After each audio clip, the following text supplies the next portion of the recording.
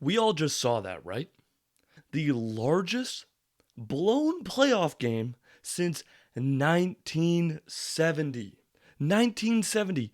The Knicks ended this game going on a 44-11 run. Is that not ridiculous? Like Jalen Brunson, just the entire Knicks in the fourth quarter were just incredible. And Cleveland, the Cavs, I mean, what a way to choke. What a way to choke a game that you pretty much had. You were up at most, I think in the fourth quarter was 22 points. And you lost this game. Now, yeah, Sam Merrill's shot, we had that almost bang by Mike Breen.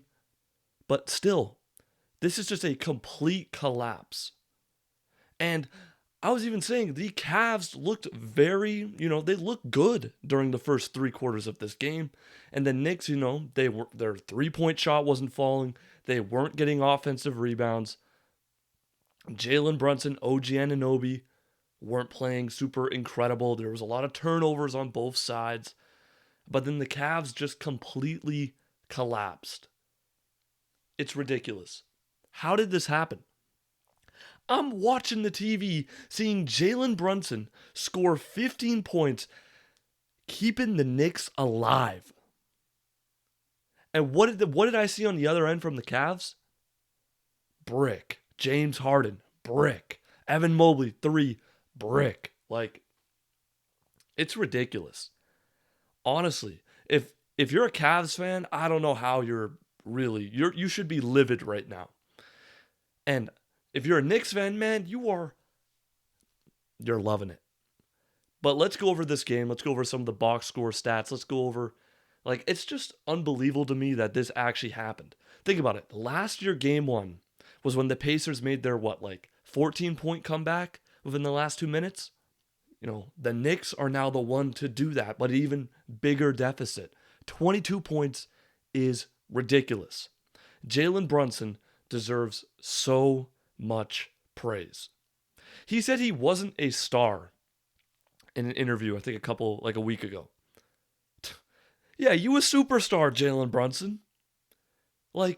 And shout out to Laundry Shamit, bro. Shout out Laundry. He was huge in this game. We'll get to him and we'll get to everything. Some of the Cavs, what they did well in the beginning of that first half versus, what they didn't do well. Likewise for the Knicks. But we got to start it with the Knicks because, I'm just speechless. I'm speechless. Jalen Brunson, 38 points, 15 in the fourth quarter, 15 for 29. Ridiculous. He didn't even shoot well from 3, but we saw him. He was making every shot off the glass in the fourth quarter. It was actually insane. High off the glass. He was just chucking it up on the glass and it went in. And like I said, I want to shout out OG Anunoby. It's great to see him back. I'm a Raptors fan, so I'm always rooting for OG. And he did not have a great, super efficient game, but defensively, he was great. He made big shots towards the end. And it's just I was about to record early about the Cavs, how the Cavs blew out the Knicks. The Knicks were shooting at one point 11% from 3. Karl Anthony Towns wasn't being aggressive enough. But I don't got to say that anymore because the Knicks came back. The Knicks just pulled off some wizardry. They pulled off some 2025 Pacers wizardry. Insane.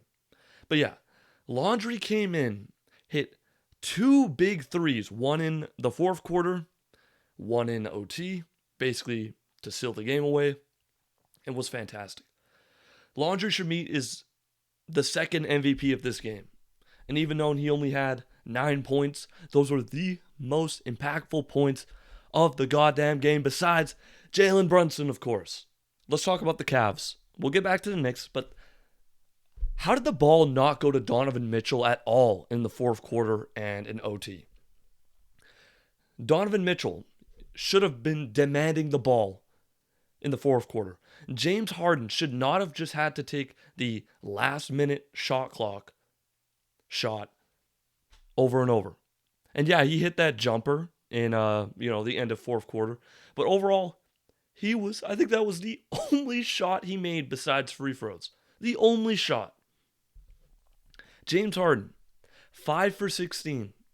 Just ugly. 1 for 8 from 3. This is the first time you've been in the Eastern Conference Finals in what, like 8 years? And this is the performance everybody gives? Donovan Mitchell, who by all means had a really great game, just did nothing in the fourth quarter in OT. Nobody. When we're getting to a point where Evan Mobley shot like 5 threes, then something's wrong.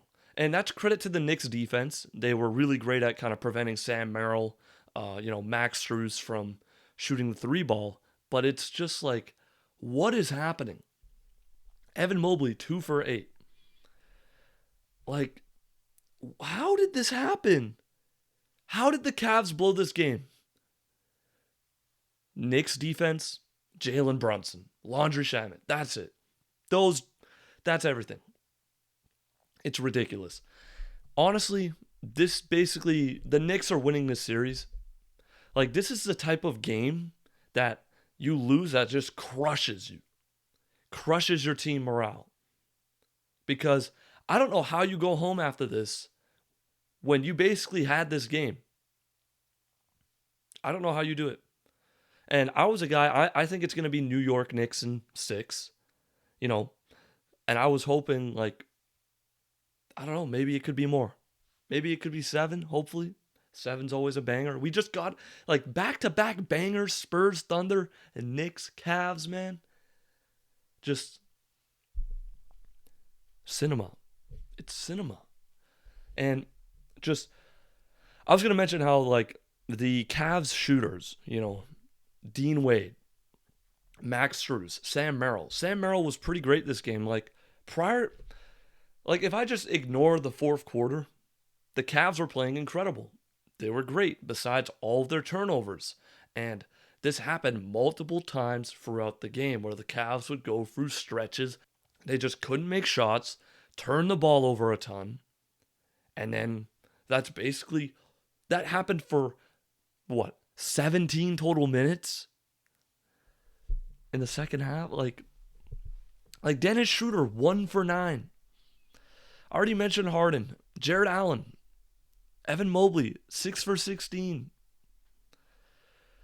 Oh man, this is just rough. Like, I don't know how I don't know how you respond.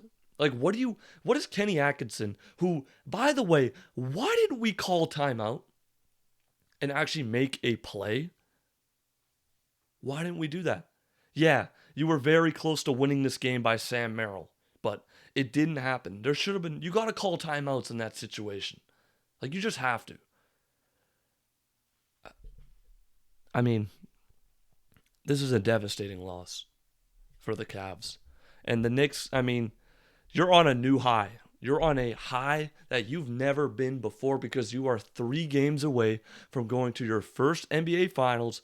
And I don't know how long. So long that I don't even remember. I wasn't alive. But, like, who else? Like, Josh Hart was great this game. Like, this is a game that the Knicks should not have won. And, you could make many excuses. Oh, the Knicks, they swept the Sixers, so they had a lot of time off. So they might be a little rusty in the sense.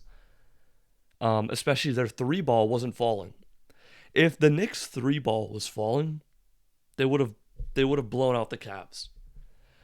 They shot 40% from 3, 42% from 3 in the fourth quarter. Like, what do you guys think is going to happen next?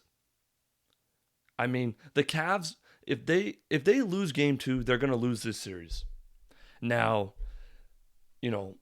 I may have said that with the Pistons when they were up 2-0, but New York just looks like this is an all-time banger win.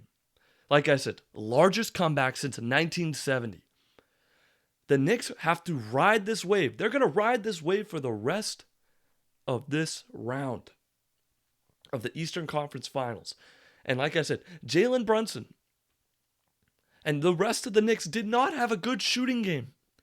If they do, they are going to blow out the Cavs every game. I guarantee it. So, yeah, I'm going to be hyped for the Spurs-Knicks finals. That's going to be a banger. Jalen Brunson is a superstar. I have nothing else to say. Let me know what you guys thought about the game. If you're a Cavs fan, I don't know. I don't even know what to say. Knicks fans, I love you. Y'all doing great. Anyways, if you guys enjoyed the content, like and subscribe. And as always, take care and peace. Holy, like, what a way to lose a game. I mean, I enjoyed it. I've enjoyed these last two games. Bangers.